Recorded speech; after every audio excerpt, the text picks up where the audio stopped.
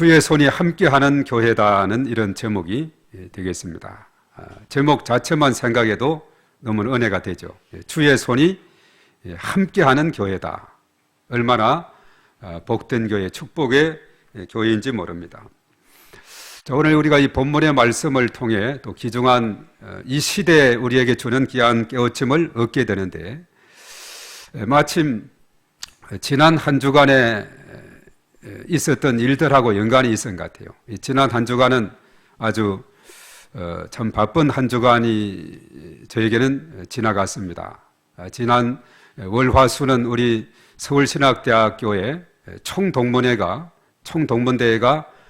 강원도에서 있게 되었습니다. 거기서 월화수인데 월요일 하루 참석하고 이제 화요일 날 돌아오게 됐는데, 이 기간 동안에 그동안에 이제 코로나 팬데믹으로 인해서 제대로 되지 않다가 작년에도 시작했지만 그렇게 많이 오지 못했는데, 금년도는 그래도 좀 많이 완화가 되다 보니까 그동안에 가장 많이 왔다 그래요. 한 1,300명 정도 왔다는데, 그 강당에 들어갈 수 인원이 한 800명인데 1,300명이나 들어와서 낮에는 주로 체육대회를 하고 이제 저녁에는 집회, 저녁과 새벽은 그렇게 가졌는데, 저녁에 한꺼번에 모였는데 다 수용을 못하는 겁니다. 800명이 모이고 또 소강당이 한 200명 모이고 또 하여튼 흩어서 모이고, 또 요즘은 또 인터넷 생중계로 해서 각자 있는 곳에서 또 볼 수 있도록 이렇게 진행이 됐죠. 식사를 위해서 또 얼마나 식당에서는 줄이 얼마나 길게 서는지, 길게 서고 식당도 넓지만은 워낙 숫자가 많으니까 한참 식사하는데도 그렇게 시간이 걸렸습니다.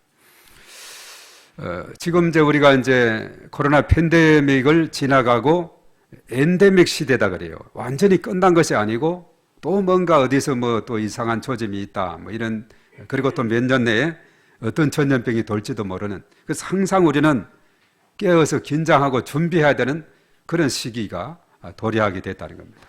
그래서 이제 지구 온난화와 여러 가지 이런 현상으로 인해서 과거에 없던 이런 전염병들이 전에도 그랬어요.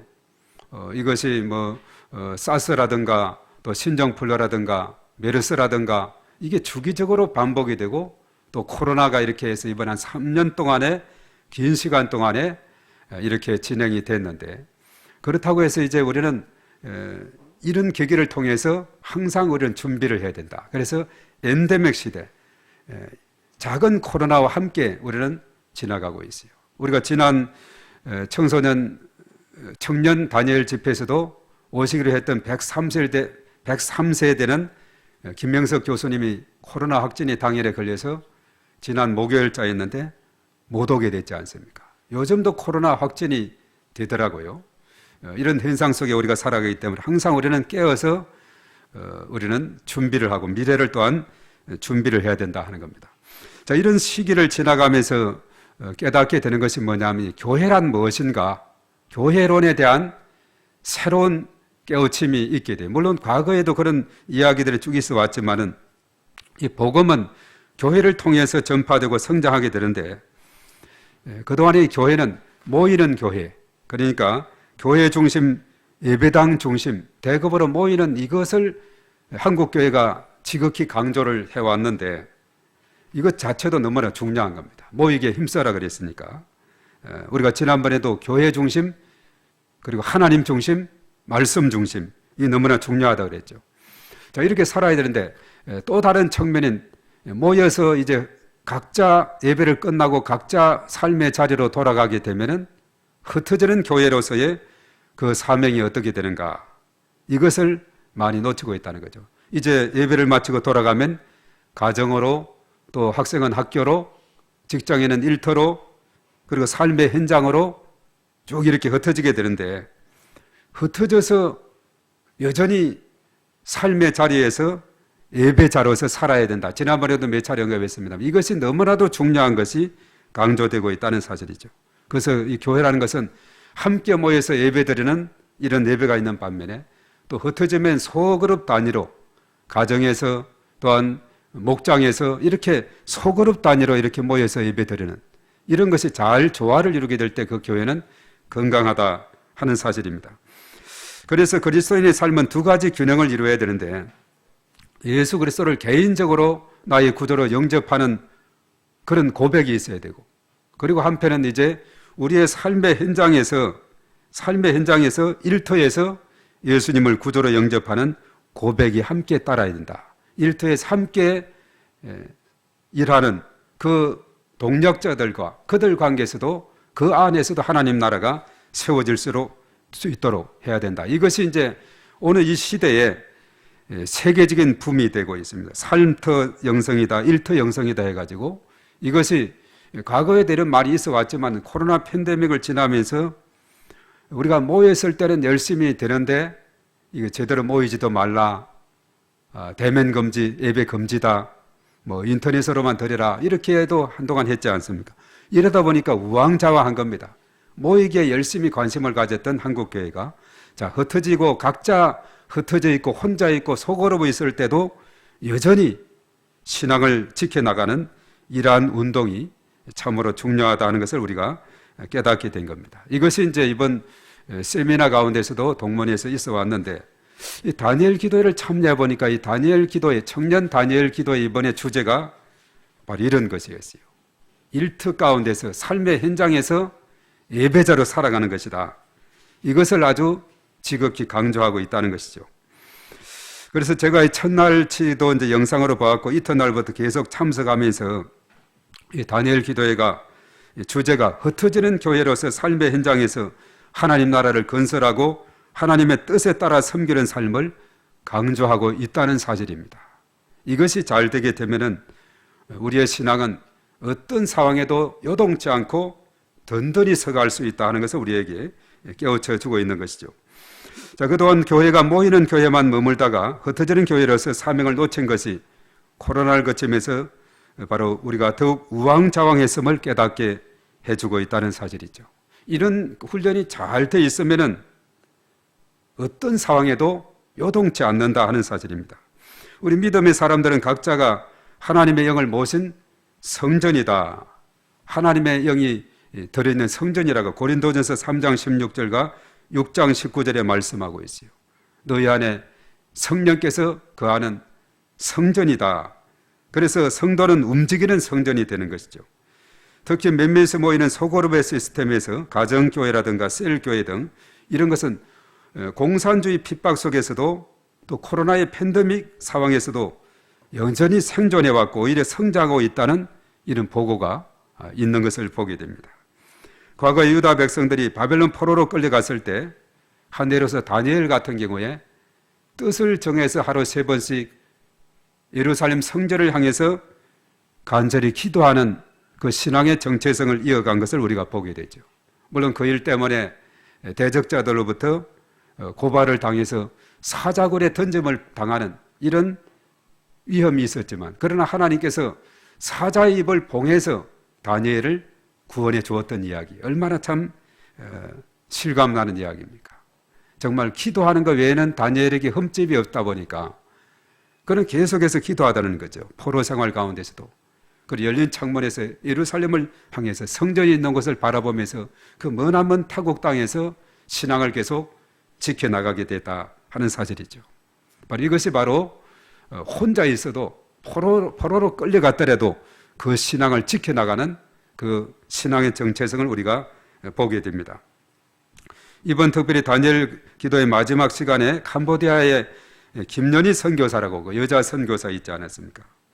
그 캄보디아 그 빈민촌에서 키운 아이들, 참으로 점점 오랫동안 사역을 하다 보니까 어린 아이들이 청소년이 되고 청년이 되는, 장성하게 자라게 되는데 늘 혼자서 살아가는 그에게 그랬다 그러죠. 이제 우리끼리 해낼 수 있다고 하면서 그가 이제 결혼을 했는데도 불구하고 남편이 미국에 있고 또 이 선교사는 캄보디아에 있고 서로 떨어져서 살아갈 수밖에 없는 그런 상황이 있을 때 그 자기들부터 자란 그 청년 또 청소년들이 이제 돌아가서 가정을 세우고 그리고 아이 둘을 낳고 이렇게 다시 돌아오라 이렇게 조언을 했다 그러지 않습니까? 우리끼리 할 수 있다는 이런 이야기를 해낸 것을 보게 되죠. 그래서 이것을 보면은 계속해서 배우고 배움으로 인해서 자기들 스스로도 어느 정도는 해낼 수 있는 이런 훈련이 됨으로 인해서 이제 믿음의 다음 세대들이 계속 이어져 나가는 이러한 것을 보게 됩니다. 그래서 우리가 디모데후서 2장 2절의 말씀, 바울이 그랬죠. 디모데에게 내가 이것을 충성된 사람들에게 가르치라. 그러면 또 다른 사람을 그들이 가르치게 될 것이다. 바울, 디모데, 충성된 사람들, 또 다른 사람들, 믿음의 4세대가 이어져 가게 되는 것을 보게 됩니다. 저희 같은 경우도 제가 간혹 세미나를 간다든가 빠지게 될 때 또 집사람이 인도한다든가 또 둘 다 빠지게 되면 우리 또 참여하는 우리 집사님들이 또 스스로 새벽예배를 지켜나가는 것 같은 그런 원리가 되는 것이죠. 몽골 제국을 건설했던 이 징기스칸의 그 기마병들 이야기 너무나도 유명하지 않습니까? 소 단위로 흩어지게 됩니다. 전체로 전면전을 펼치다가도 어떤 격에는 소 단위로 펼쳐져서 흩어져요. 셋에서 5명 이렇게 흩어져서 또 치고 빠지고 이렇게 하다 보니까 적군들이 당해내지를 못하는 겁니다. 또 어느 정도 큰 규모는 포위하려면 이 소 단위들이 여러 개 합쳐가지고 포위를 해서 치고 빠지고 뭐 이러다 보니까 그들이 바로 승리의 비결이 바로 그것이었어요. 이 소 단위로 모였을 때도 똘똘 뭉치게 되고 또 대 단위로 모이게 되면 더 큰 힘을 발휘하게 되고 또 상황에 따라서 팍 흩어지게 되고 뭐 이런 것이 자유자재로 대그룹과 소그룹이 조화를 이루게 된다는 거죠. 이 교회도 주일날 모여서 대그룹으로 모여서 예배를 드리는 이것과 그리고 소 단위로 흩어져서 그 모임이 활성화돼야 되는 거죠. 어제는 우리가 전도부에서 이제 전도하려다가 비가 오고 비가 오면 사람들이 왕래를 안 하기 때문에 나가봐도 사람이 없으니까 의미가 없어서 미루게 됐는데 이런 모임들이 계속해서 곳곳에서 활발하게 일어나야 됩니다. 부서별로 이렇게 일어나게 되고 또 전체적으로 모여서 이렇게 나아가게 되고 이것이 조화를 이루어야 된다는 거죠. 자, 이 복음이 점점 뻗어가는 가운데 있어서 여러 가지 이런 놀라운 변화의 상황을 우리가 보게 되는데 예수님께서 부활하시고 성천하시기 전에 했던 대명령이 있습니다. 그것이 이제 사복음서에도 다 있지만 사도행전 1장 8절의 말씀, 오늘 본문이 사도행전이니까 사도행전 1장 8절의 말씀에 오직 성령이 너희에게 임하시면 너희가 권능을 받고 예루살렘과 온 유대와 사마리아와 땅끝까지 이르러 내 증인이 되리라 했는데 이 말씀이 사도행전에 1장 8절에 있는데 그 말씀대로 쭉 이루어지고 있어요. 예루살렘에서 시작된 복음이 어떻게 온 유대로 사마리아로 점점 땅끝으로 뻗어나가게 되는가 이런 원리를 우리가 잘 보게 되는데 그래서 복음이 예루살렘에서 시작이 되어서 거기만 머물지 않고 흩어지는 교회로서 점점 확산하게 됐다 하는 사실입니다. 예루살렘 거기에만 둘러서서 있는 것이 아니라 그 복음이 예루살렘의 성벽을 넘어서 유대로 그리고 사마리아 점점 지역으로 뻗어나가는 이런 상황을 보게 되죠. 물론 예루살렘 교회가 강한 핍박을 받게 되자 사도회는 다 흩어지게 되었다 그랬어요. 흩어진 성도들이 그냥 흩어져서 수모만 지내는 것이 아니라 신앙의 정체성을 잃지 않고 가는 곳곳마다 교회를 세우게 되고 모여서 예배를 드리고 계속해서 이방 지역으로 복음이 전파되는 이런 상황을 우리가 보게 됩니다.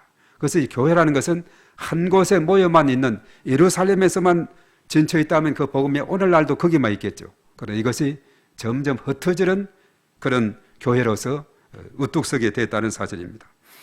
그래서 오늘 읽은 말씀이 바로 이제 흩어진 성도들에 의해서 세워진 교회가 바로 안디옥 교회가 되는 거죠. 이 안디옥 교회는 바로 복음 전파의 전초기지고 세계 선교의 길을 열었던 교회로 그렇게 나 있습니다. 그래서 오늘 이 안디옥 교회에 대한 말씀을 살펴보면서 교회란 무엇인가 이것을 우리가 깊이 생각해야 되겠습니다. 자, 안디옥 교회가 생긴 그 이유에 대해서 오늘 이 본문은 우선 잘 소개하고 있습니다. 그것은 다름 아니라 서대반의 순교로 일어난 환란으로 성도들이 흩어지게 되었고 베니게와 구브로와 안디옥까지 이르게 됐다 이렇게 말합니다. 자, 이것은 우리가 지도를 준비를 했어요. 자, 지도를 준비했는데 한번 지도를 한번 보겠습니다. 첫 번째 지도를 보면은 저 지도인데요. 그 바다가 이제 지중해 연안 바다가 되고 오른쪽이 이제 이스라엘 쪽이 되는데 예루살렘의 오른쪽에 보면은 있습니다.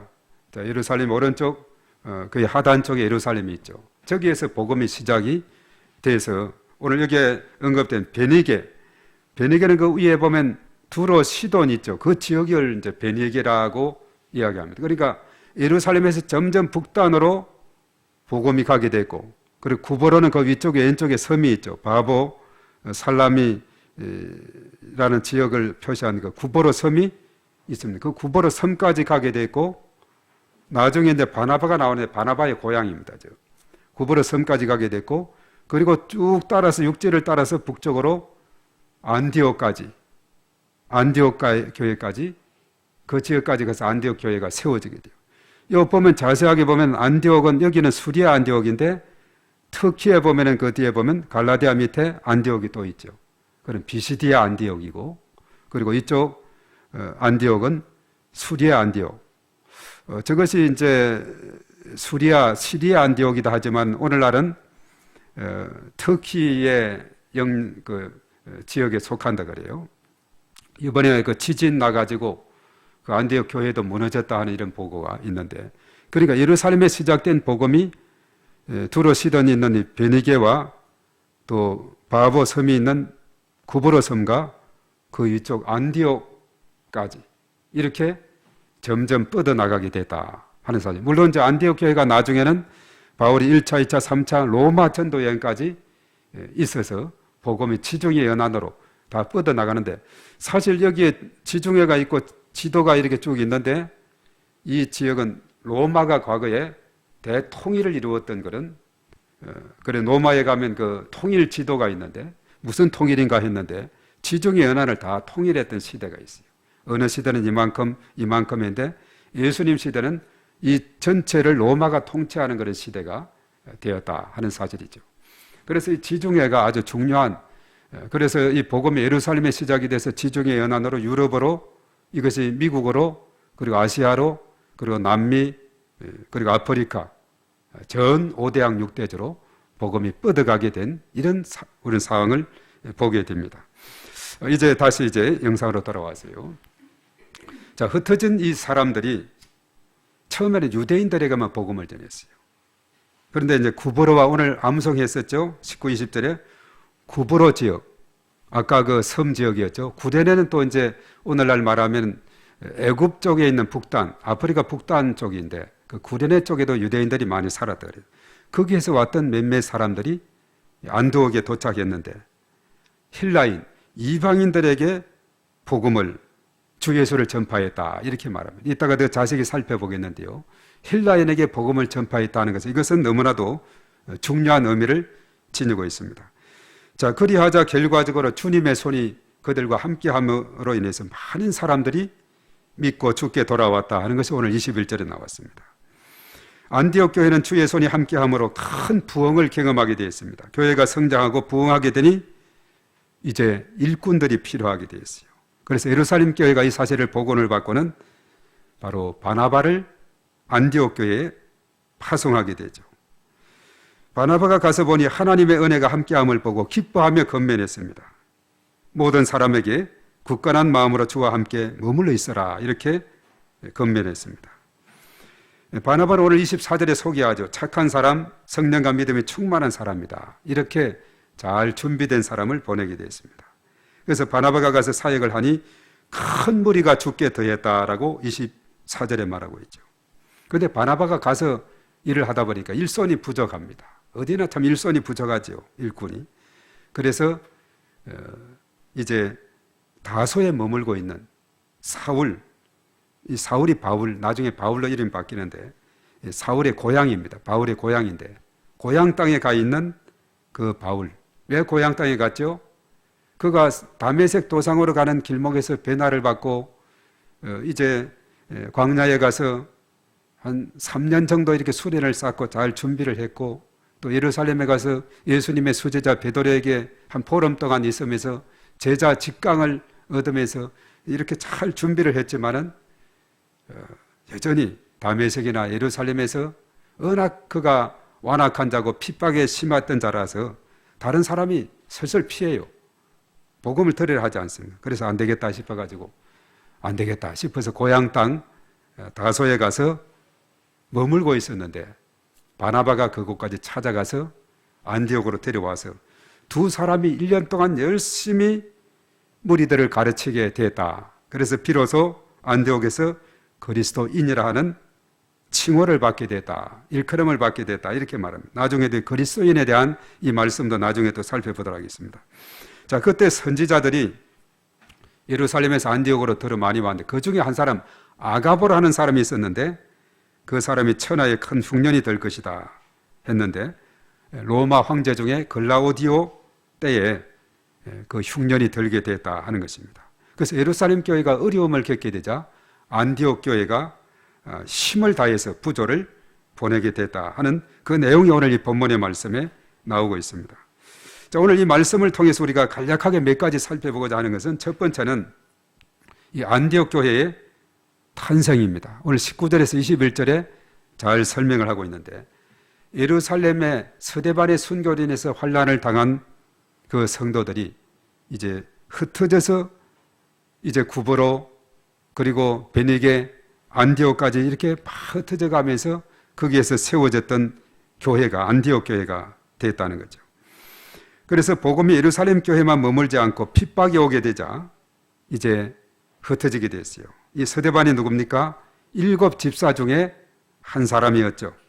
그래서 흩어진 성도들이 안디옥까지 가서 교회를 세우게 됐다 이렇게 말합니다. 그래서 여기서 특이한 일은 조금 전에도 언급했습니다마는 구브로 지역 그리고 구레네 지역에서 왔던 몇몇 사람들이 안디옥에 와서는 헬라인들 이방인에게도 주 예수를 전파했다. 그리고 주 예수님이 함께함으로 수많은 사람들이 믿고 주께로 돌아왔다 이렇게 말하고 있죠. 사실 우리가 오늘 사도행전 11장 1절에서 30절까지는 이방인에게 주신 생명 얻는 회개에 대한 그 말씀이에요. 이방인들도 얼마든지 생명의 복음을 힘입어서 구원받을 수 있다. 이것을 가르쳐주고 있거든요. 이 복음 전파의 그 당시 큰 장애물은 뭐냐 하면 인간의 잘못된 생각입니다. 유대인들에게만 이 해당이 된다고 생각을 해왔어요. 그런데 우리가 앞에 10장부터 해가지고 쭉 보면은 베드로가 고넬료 가정에 가서 있었던 그 놀라운 대부흥에 대한 운동, 그것이 뭐냐면 이방 사람들이 모인 지역에 가서도 하나님께서 성령의 임함을 보고 그들을 세례를 베풀어주고 이런 놀라운 일이 있게 됐죠. 그런데 그 전까지만 해도 유대인들에게만 복음을 전하는 걸로 그렇게 알아왔던 것이 이제 어떻게 되느냐 하면 복음의 이방 지역까지 확산되는 이런 내용들이 나오고 있어요. 이것이 왜 중요한가 하면은 그 다음에 이제 13장부터 있을 바울의 1차 전도여행, 2차, 3차 로마 전도여행까지 다 이방 지역이거든요. 그래서 오늘 이 본문의 말씀이 이방인들에게 헬라인들에게 복음의 문이 활짝 열렸다는 이 사실은 앞으로 바울의 사역에서 너무나도 중요한 하나의 기초를 하나의 터전을 만드는 것과 같은 그런 내용이 되기 때문에 그렇습니다. 이방 지역도 얼마든지 복음의 대상이다 이겁니다. 그러기 위해서 사실 사도행전에 보면 바울의 회심장이 9장, 22장, 26장 3번 나오고 있죠. 일찍이 9장에서 바울을 이방인의 사도로 하나님께서 준비를 시켰다. 다메섹 도상에서 회심하게 됐죠.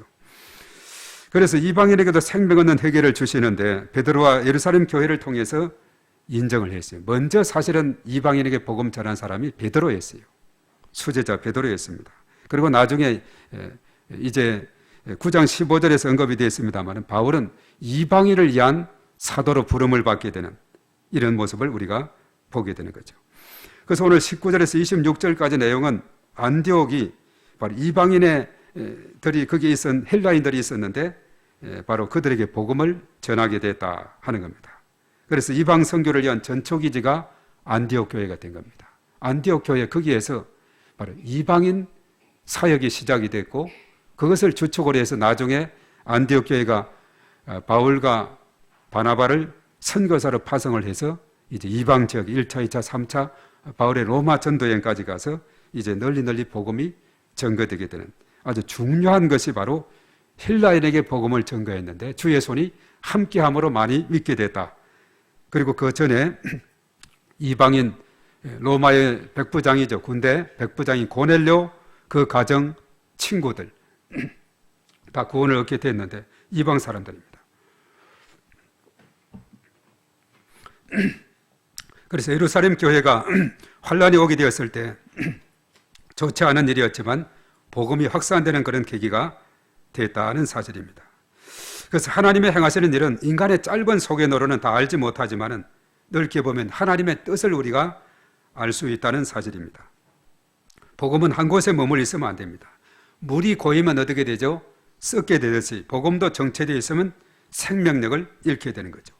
그래서 움직이는 교회, 전파하는 교회, 그리고 우리가 삶의 현장에서 일터에 가서 거기서도 여전히 작은 교회로서의 사명을 감당하게 될 때 하나님 나라가 든든히 서가게 되고 팬데믹가 아니라 여러 가지 많은 어려운 상황, 이 다니엘 같은 경우는 포로의 상황 가운데서도 또 공산치하의 그런 수많은 가정교회들이 든든히 서게 되는 것이 바로 어디에 있느냐? 삶의 일터 현장에서, 가정에서, 학교에서 있는 그 자리에서 하나님 나라를 세워가기 때문에 그렇다는 사실입니다. 그래서 안디옥 교회는 그렇게 해서 세워졌고, 그리고 그 안디옥 교회가 이방 선교의 중심 기지가 되었다 하는 것이고, 그리고 이제 두 번째는 뭐냐 하면 안디옥 교회를 돕는 예루살렘 교회를 보게 돼요. 오늘 22절에서 26절에 지도자를 파송했다 그랬죠. 안디옥에 평신도들이 가서 크게 교회를 일구었는데 이제 제대로 훈련된 지도자가 필요했어요. 어느 정도 성장하면 한계가 있거든요. 그래서 잘 훈련된 지도자 바나바를 보내게 되고, 그래서 이 바나바는 아까도 언급했습니다. 구보로 섬 출신이고 그는 너무나 관대한 사람입니다. 자신의 밭을 팔아서 사도들에게 바칠 정도로 아주 헌신적인 사람이었고, 오늘 24절에는 착한 사람, 성령과 믿음이 충만한 사람 이렇게 말했어요. 앞에서는 사도행전 4장 36에서 37절에 바나바에 대한 언급을 하고 있죠.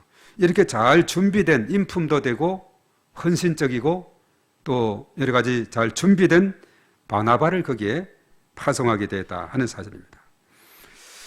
그리고 사실은 그가 혼자서 일을 하다 보니까 일손이 부족해서 딱 떠오르는 사람이 있었어요. 바로 사울입니다. 바울. 다소에서 머물고 있는데, 그래서 사실은 이 바울이 그렇게 훌륭하게 된 것은 바나바 때문에 사실은 된 거예요. 바나바가 그냥 찾아가지 않고 가만 그대로 두었다면 어떻게 되겠습니까? 그런데 바울은 참으로 바나바 덕분에 이런 만남의 축복도 중요하다 그랬죠. 지난번에 다니엘 기도에서도 언급이 되어 있습니다만 좋은 만남 너무나 중요한 것을 우리가 깨닫게 되는 것입니다.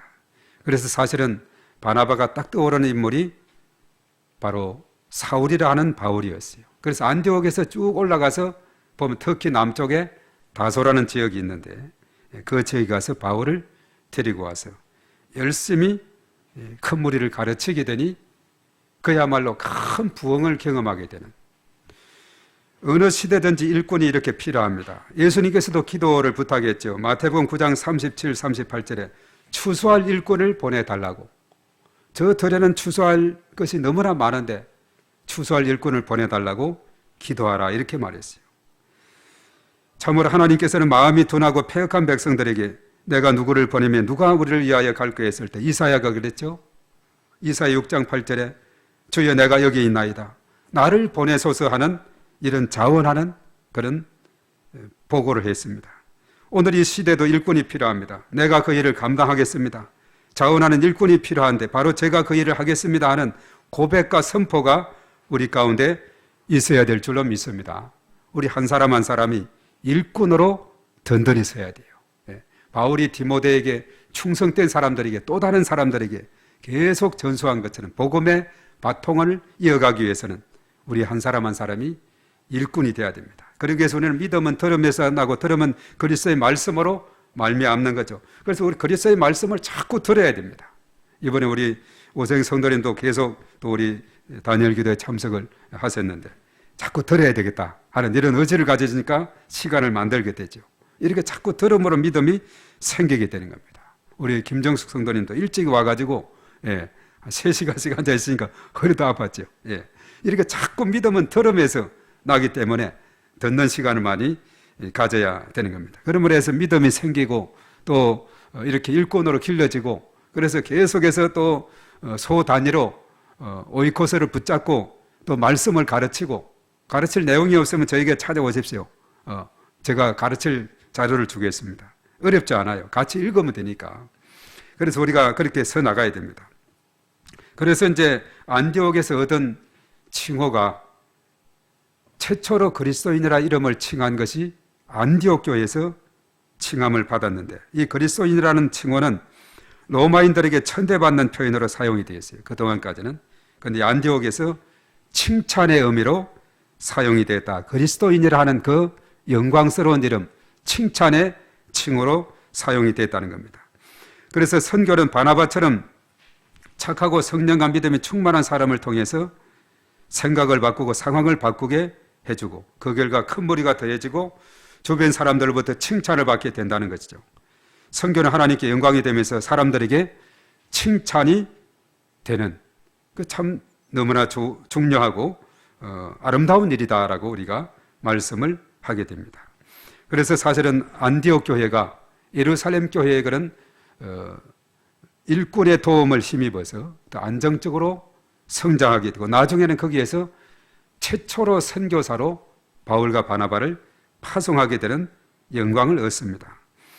자, 그리고 이제 마지막으로 생각할 것은 뭐냐 하면은 예루살렘 교회를 돕는 안디옥 교회다. 야, 예루살렘 교회가 이 도움을 받을 때가 있구나 하는 생각을 우리가 갖게 되는데, 그것은 왜 그런가 하면은 그 당시 이제 선지자들이 예루살렘에서 안디옥에 오게 됐는데, 그 중에 누가 있느냐? 아가보라는 사람이 있었는데, 그가 뭐라고 했느냐? 로마 천하에 큰 흉년이 될 것이다. 우리 두 번째 그림을 한번 보도록 하겠습니다. 그 아가보라는 사람이, 아가보 선지자죠. 자, 아래쪽에 뭐라고 했습니까? 다 같이 시작. 여러분, 저는 성령의 감동을 받아 예언합니다. 천하에 큰 흉년이 들리라. 천하에 큰 흉년이 될 것이다 라고 성령의 감동을 받아서 아가보 선지자가 예언을 했는데, 그것이 돌파력이 아니었어요. 실제로 글라우디오 때에 로마 제국에 심각한 연속적인 기근이 일어났습니다. 이 글라우디오 황제는 로마 황제들의 이름을 쭉 보면은 AD 41에서 54년 이때 통치를 했는데, 그가 통치하는 기간인 46년, 7년, 8년 이때쯤 연속적으로 기근이 일어나 땅이 저렇게 쩍쩍 갈라지는 현상이 생기게 되었어요. 그래서 저렇게 기근이 들다 보니까 예루살렘 교회가 어려움이 있게 된 겁니다. 이번에도 보면은 이 곳곳에 산불이 났지 않습니까? 강릉에 산불이 나게 되니까 그 식당을 운영하고 편의점을 운영하는 교인들이 타격을 받게 되고 어려움을 겪더라는 거죠. 그래서 그 주변이 어려움을 많이 겪는 이런 모습을 보게 돼요. 예루살렘 지역에 기근이 일어나게 되면 그 지역의 많은 사람들이 어려움을 겪게 된다 하는 사실이죠. 자, 그래서 글라우디오 때에 이런 어려움이 있었어요. 이 글라우디오는 또 사실 로마에서 아굴라 브리스길라를 포함해서 모든 유대인들을 추방하는, 우리가 사도행전 18장 2절에 보면 그때 이제 그 아굴라와 브리스길라도 쫓겨나는 이런 신세가 됐던 것을 우리가 보게 되는 거죠. 자, 이렇게 예루살렘 교회에 어려움이 닥치게 되자 손 벗고 발 벗고 나섰던 그 교회가 누구냐? 예루살렘의 영적인 도움을 받았던 안디옥 교회가 1차적으로 이제 일어서게 되었어요. 그리고 안디옥 교회를 비롯해서 이방 지역의 교회들이 부조를 모아서 바나바와 사울의 손으로 이제 그 예루살렘 교회 장로들에게 전달하게 된 것을 봅니다. 그래서 안디옥의 그리스도인들은 각자 자기의 능력에 따라 헌금을 해서 유대에 사는 신자들에게 보냈다라고 우리가 이제 고린도전서 16장 2절, 고린도후서 8장, 또 고린도후서 9장 7절에 보면 각각 그 마음에 정한 대로 인색함이나 억지로 하지 않고 자발적으로 이렇게 그들이 부조금을 모아서 이렇게 예루살렘 교회로 보내게 된 것을 보게 되죠. 자, 이러한 사랑의 표현은 의심할 것 없이 두 교회를 강력하게 결속을 시켰어요. 후에 바울과 그의 동료들은 아가야, 마게도냐, 소아시아 교회들의 헌금을 모아서 예루살렘 장로들에게 전달하게 됐는데, 이것이 뭐 그러냐? 영적으로 빚진 이방인들이 이제 육적인 것을 나누는 그런 시간을 가지게 됐다 하는 것입니다. 그래서 이제 가장 먼저는 안디옥 교회가 나섰어요. 세 번째 그림을 보도록 하겠습니다. 자, 이렇게 사랑의 나눔이 있었어요. 저기 보면 저기 예루살렘에 큰 흉년이 들어서 예루살렘 교회가 어려워지자 이방에 있는 많은 형제 교회에서 도움의 손을 보내고 있다. 훈훈한 그 소식을 저렇게 보냅니다. 그 다음 그림을 봅니다. 자, 저 북단에 있는 안디옥 지역에 그건 흉년이 들지 않았어요. 그러니까 남쪽 예루살렘에 들었는데, 그래서 안디옥 교회가 예루살렘 교회를 돕는 이런 일이 생겼습니다. 그리고 더 확산해서 다음 그림을 봅니다. 자, 저기 오늘날 이제 그리스 그런 지역이 되는데, 저 안디옥 교회뿐만 아니라 저 그리스 지역에 마게도냐, 아가야, 고린도 이런 지역의 이방인 교회들도 전심으로 저희들이 부조를 모아서 예루살렘 교회로 돕는, 자, 예루살렘 교회에서 현재는 일꾼을 파송하고 영적으로 도왔고 또 큰 가뭄과 기근으로 인해서 흉년이 들었을 때 물질적으로 어려울 때 저 이방 지역에서 오늘날도 참 풍요롭거든요. 저 지역이 요즘은 여러 가지 정치적인 상황에서 어려운 지역이 되어 있습니다만은 그 당시만 해도 저 마게도냐 지역은 그 빌립보 자주장사 누디아 얼마나 그 장사하면서 부를 축적하고 또 고린도도 많은 무역을 일찍이 하면서 그런 장소가 아닙니까? 그러니까 이방 지역에서는 물론 자기들도 여러 가지 환난과 어려움 가운데 핍박이 있고 어려움 속에서도 힘을 다해서 예루살렘 교회를 돕는 이런 모습을 우리가 보게 됩니다. 자, 이제 영상으로 돌아오면 되겠습니다. 사실 저 지역에 이제 이번에 사실 튀르키예를 비롯해서 또 시리아 북단 쪽에 지진이 일어나 가지고 우리 교단 쪽도 그리고 이번에 한국에서 많은 모금을 했어요. 튀르키예 지진 기금. 왜냐하면 튀르키예가 터키잖아요. 6.25 때 많은 병사를 우리에게 파송을 해서 우리나라 북한하고 싸우는데 큰 일을 했다 해가지고 그때는 우리가 도움을 받았지만 이제는 우리가 도울 차례다 해가지고 그래서 우리 교단에서도 이제 5월 초에 해외 선교원장과 또 교단 총무와 또 몇몇 사람들이 그동안에 모았던 30몇 억인가 모았다 그러죠. 모았던 것 가지고 전달하기 위해서 간다 그랬어요. 우리 교회는 이제 기아대책과 연결해서 또 이 가족 피난민들이 텐트 생활하게 되는데 한 가족이 생활하는데 20만 원이 텐트가 필요하다 그래요. 그런 것을 우리가 기아대책적으로 지원을 했는데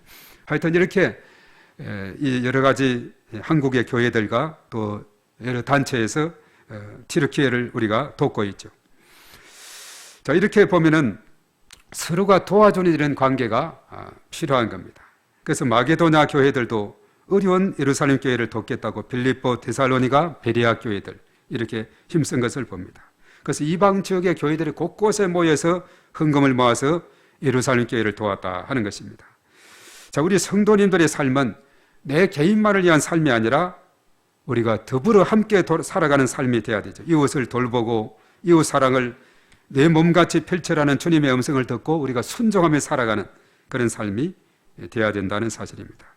이방 지역의 교회를 세워주고 주의 손이 함께함으로 큰 성장을 가져왔죠.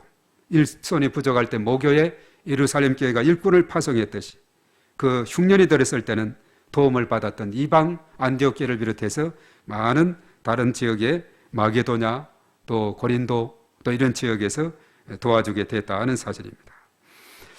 그래서 믿음의 빚진 자들이 바로 물질에 빚진 자들에게 도움을 주는 아름다운 모습을 우리가 보게 되는 것이죠.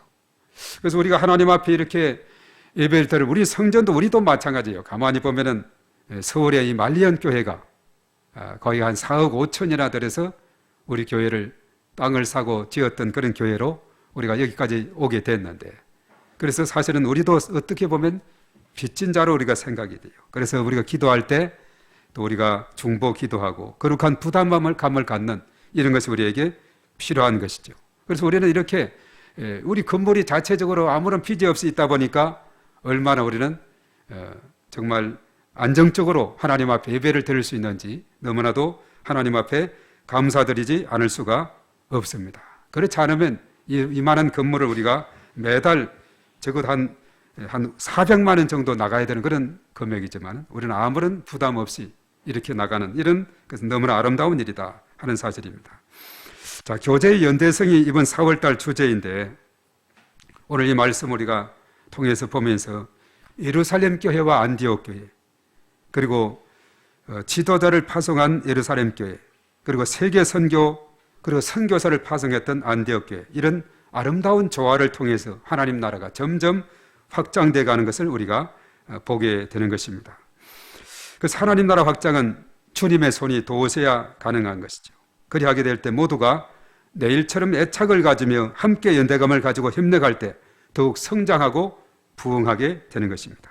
그래서 우리는 언제나 있는 그 자리에서 예배의 자리 여기에서 그리고 우리가 예배를 끝나고 가서도 우리의 삶의 현장에서 하나님 나라 확장을 위해서 귀하게 쓰임받는 그런 일꾼으로 살아가게 될 때 하나님께서 큰 영광을 받으시게 될 줄로 믿습니다. 오늘 이 시간 저와 여러분들에게 하나님의 놀라우신 은혜가 늘 충만하게 되시기를 주님의 이름으로 축복합니다. 자, 오늘 이 말씀 생각하면서 우리 다 같이 기도하겠습니다. 우리 참으로 사랑호 연대감에 대한 이 말씀 우리가 생각하면서 우리가 살아가는 모든 것이 내 혼자의 힘만으로 살아가는 것이 아니에요. 서로 돕고 도우면서 또한 도움을 받으면서 이렇게 살아가는 우리들 정말 우리는 하나님 사랑 이웃 사랑을 펼쳐나가는 아름다운 그런 주님의 제자들이 다 되어야 될 줄로 믿습니다. 우리 주여 한번 하고 다 같이 기도합니다. 주여 살아계신 하나님 감사합니다. 저희들을 이처럼 사랑하심으로 하나님의 놀라우신 은혜 가운데 현고히 서게 하시고 저희의 크신 은혜 가운데 사임 얻을 수 있도록 인도하심을 감사를 드립니다. 하나님 아버지 영광 받아 주시옵소서. 충만함으로 인도하여 주시옵소서. 오늘 시간 특별히 예루살렘 교회가 이제 핍박 중에 있을 때에 성도들이 흩어져서 구브로와 안디옥과 그리고 베니게 지역으로 점점 흩어져서 이제 교회를 세우고 특별히 안디옥 교회를 세우게 되었을 때 안디옥 교회 안에 참으로 큰 부흥의 역사를 경험하게 되고 그래서 예루살렘 교회가 보고를 받고는 지도자를 파송했습니다. 그래서 그 지도자를 파송함으로 인해서 더 큰 부흥을 이루고 안디옥 교회는 이제 세계 선교의 사명을 감당하고자 선교사를 파송하게 되는 이러한 놀라운 일이 생겼고 나중에 예루살렘 교회가 흉년이 들어 어려울 때에 물질적으로 도와주는 이 일에 가장 앞장서게 하시고 더 나아가서 바울이 전했던 그 지역에 이제 여러 가지 고린도와 그리고 마게도냐와 그리고 또 이 데살로니가 이런 지역에서 또 도움을 주는 그런 손길을 펼쳤습니다. 이렇게 함으로 서로가 서로를 위해서 영적으로 빚진 자들이 물질적으로 갚는 기회를 가지고 저 여러 가지 상호 연대하는 아름다운 모습을 통해서 하나님 나라는 든든히 서가게 됨을 우리가 보게 됩니다. 하나님 아버지 오늘 이 시간도 저희들 가운데 함께 하시고 성령의 기름 부으심으로 충만하게 은혜를 더하여 주시옵시고 저희들 각자에게 하나님께서 한량없는 주의 크신 은총으로 역사하여 주시옵소서. 주여 믿습니다. 주님 감사합니다. 하나님께서 예루살렘에서 시작된 복음이 온 유대와 사마리아와 땅끝까지 전거될 것이라 말씀하셨는데 그 말씀대로 주의 복음이 점점 확산되고 뻗어나가 참으로 주의 나라가 든든히 서게 됨을 믿습니다. 후에 또한 예루살렘 교회는 큰 가뭄으로 인해서 어려움이 있을 때에 또 안디옥 교회를 비롯해서 또 다른 이방 지역의 교회들이 발을 벗고 손을 걷고 도움의 손길을 펼쳐서 또 물질적인 도움을 받을 수 있도록 이렇게 상호 연대할 수 있도록 인도하심을 감사를 드립니다. 우리가 살아가는 이 모든 것은 우리 혼자만의 삶이 아니라 함께 살아가는 삶이 되는 줄로 믿습니다. 바로 이런 연대감이 참으로 중요한데 이번 4월달 주제와 같이 우리가 서로 연대하며 중보기도하며 서로가 힘을 합쳐서 하나님 나라를 든든히 세워가는 저희 모두가 될 수 있도록 축복하여 주시옵소서. 모든 것 주님께 감사하며 예수님의 이름으로 기도하옵나이다. 아멘.